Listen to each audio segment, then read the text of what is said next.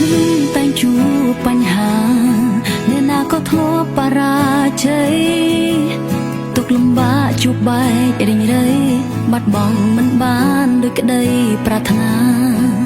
ចូលកុំចង់ចាញ់ត្រឹមនេះព្យាយាមត្រេរីស្រាយបញ្ហាបោះជំហានទៅមុខណាកែប្រែវាសនាតាមក្តីស្រមៃទុកជាមេរៀនជីវិតហាត់ពត់កាយចិត្តចាញ់ឈ្នះជារឿងធម្មតាដរាបនៅមានសង្ឃឹមបេះដូងមិនឈប់នឹងយើងត្រូវខំប្រឹងលោកបានជោគជ័យតស៊ូដើម្បីក្តីស្រមៃគ្មានអ្នកណាអត់ខ្ញុំ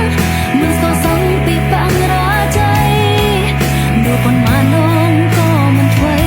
គ្រប់យ៉ាងមានន័យត្រឹមយ៉ាងជាក្រោមស្រែកឲ្យស្រងចិនដាគ្មានអ្នកណាហាមមិនអោយយំសោ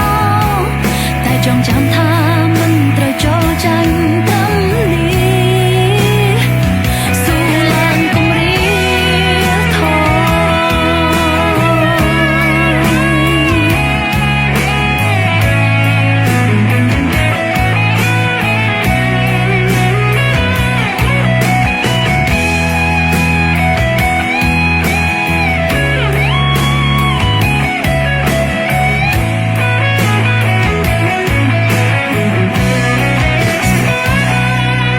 ជីវិតនឹងតែជួបបញ្ហា